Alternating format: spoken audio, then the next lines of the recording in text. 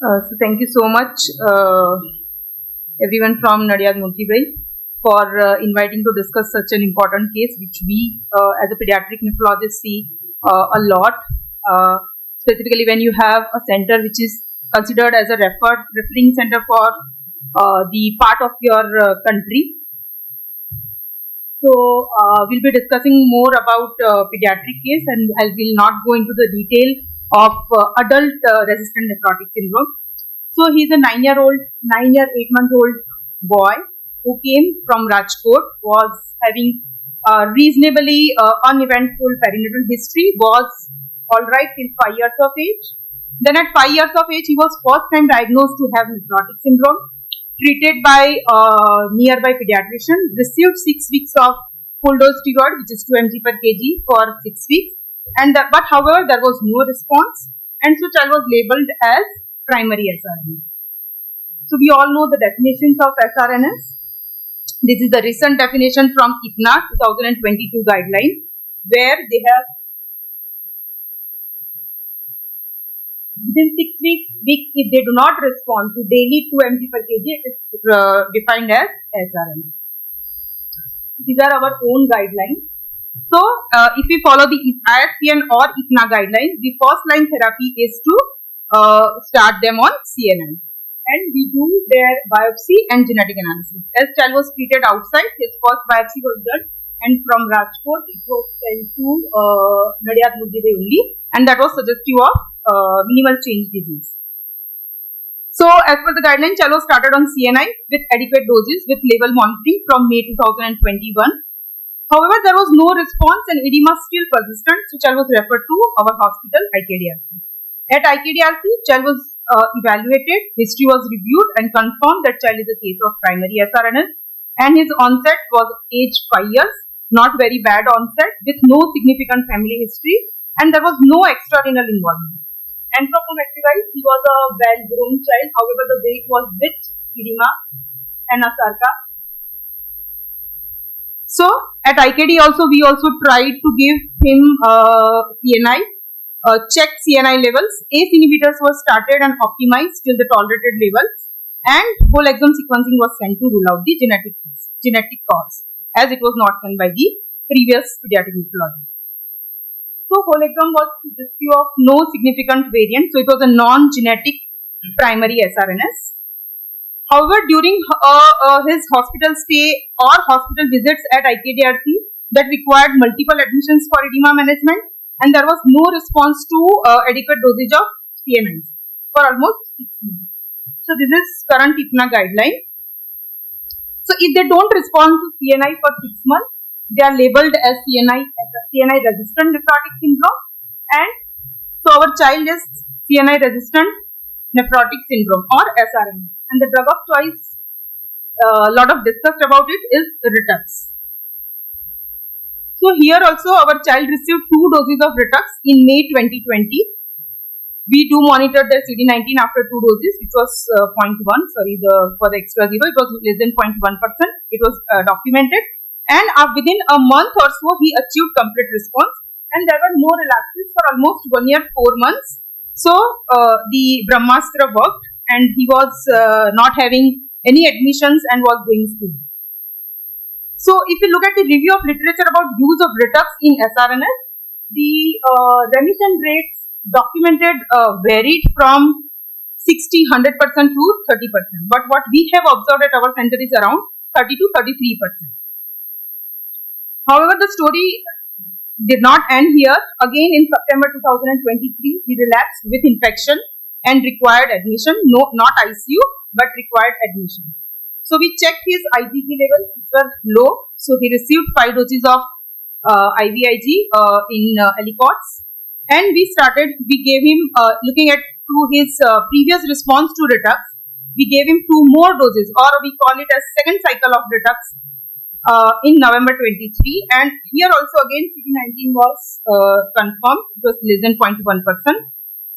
However, there was no response for next 6 months, and again he required multiple admissions for edema management, requiring IV albumin and 2 to 3 times ascitic fluid drainage for refractory edema management.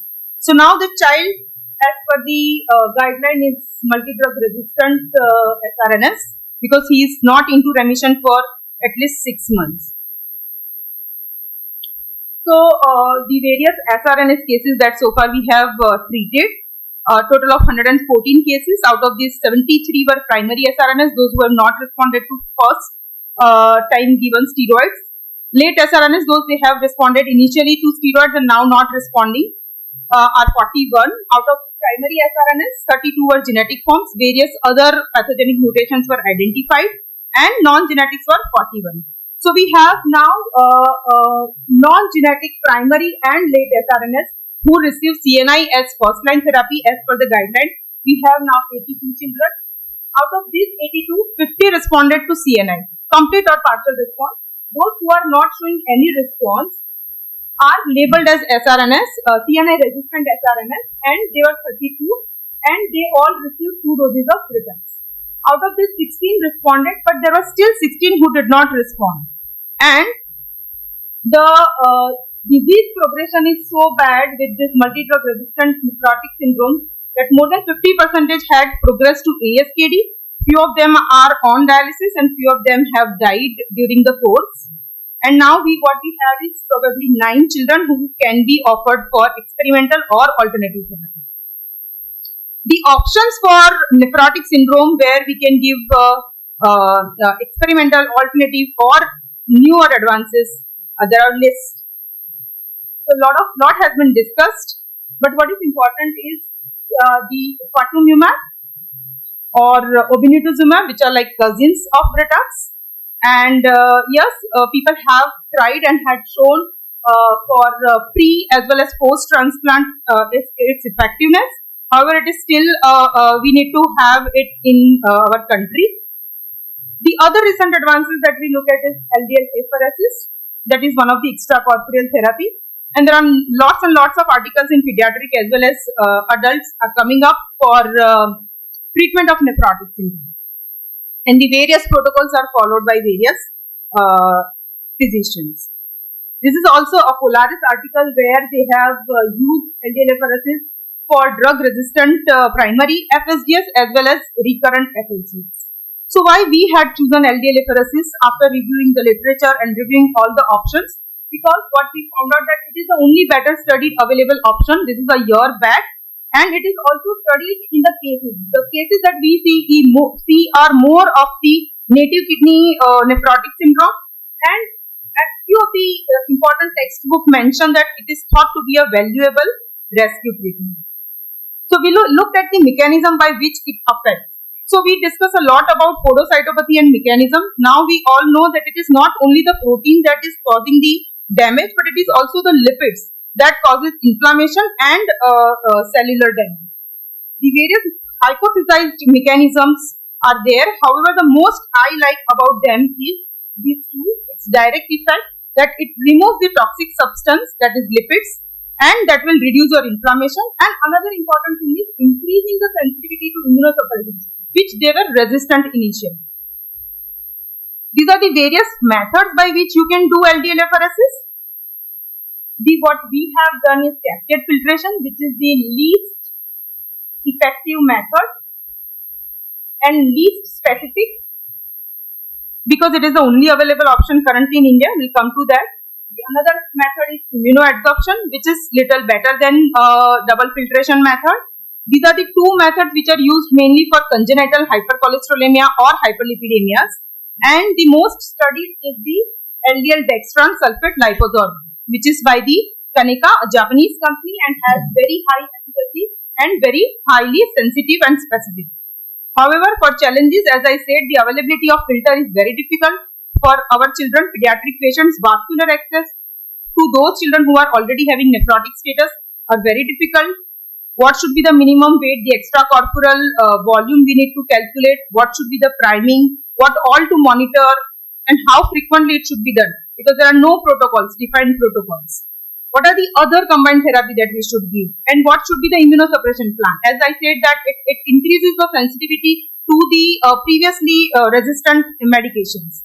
And what is the long-term outcome? The longest outcome reported is 2 years, that also of only 5 patients.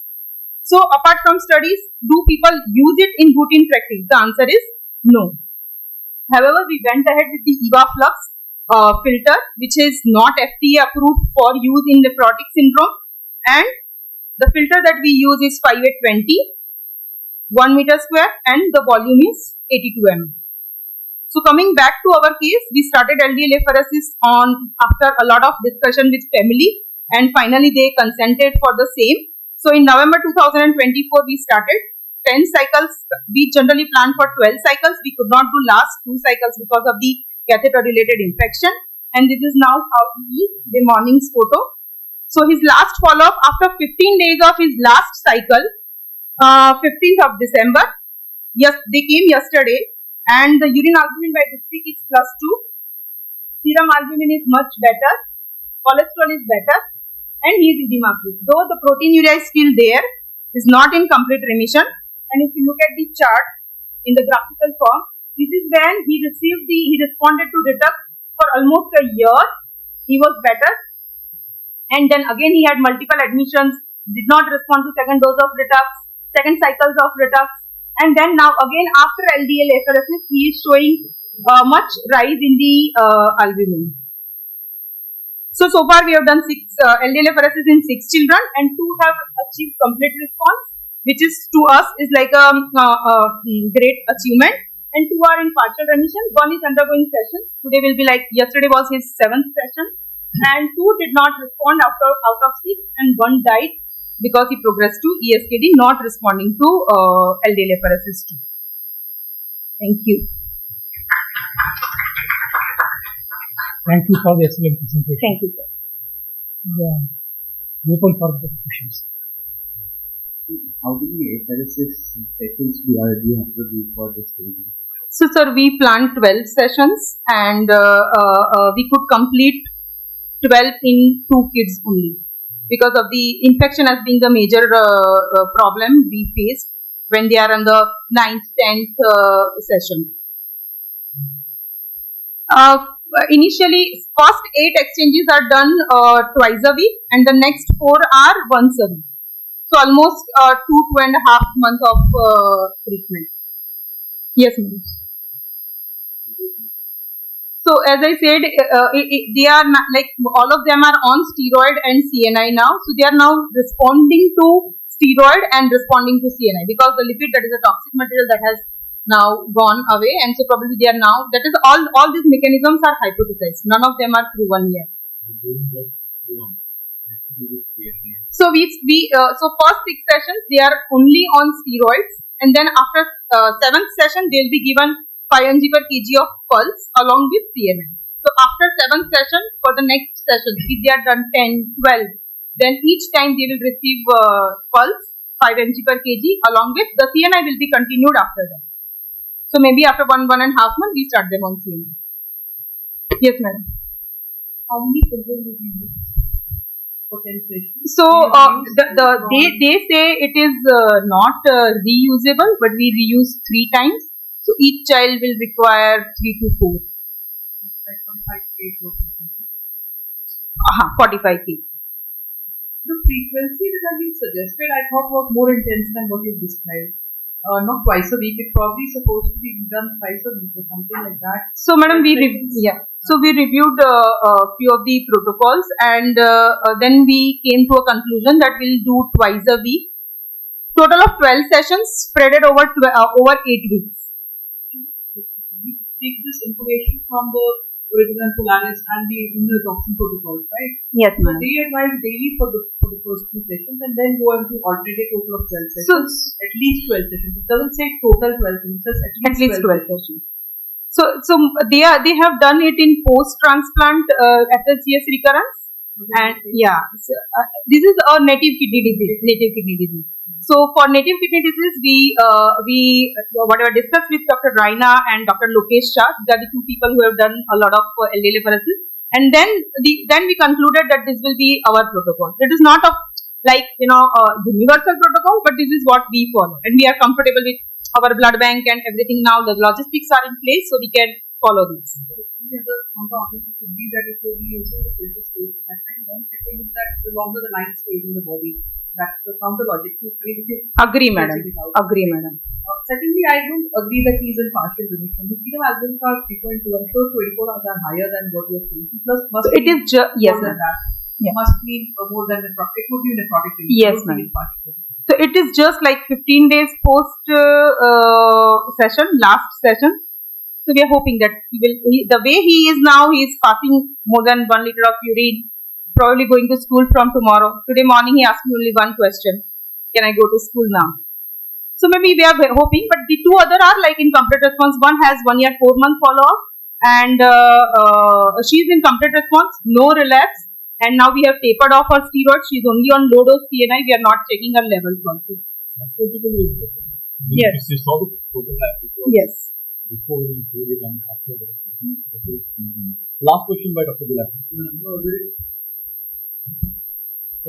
interesting case. One of the levels is obviously the cost. Yes, sir.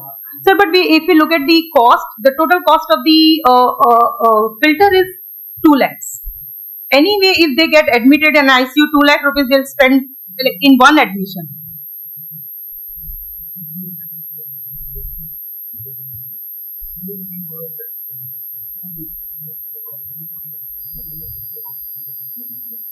This has been defined with the view. I was wondering if you could have done in both sides and if you were studies from here to the south. So also find in the guidance for resource limited countries where we cannot be monitored. Before embarking on all these kind of ways, what's the universal that can work for us? Suppose this that you know not that you need to do. Why would you do that? Agree, sir. Agree. But child, as you know, has already received for 1 year of tag and then came to us. Okay. Thank you. Thank you, ma'am. Wonderful interesting case, ma'am.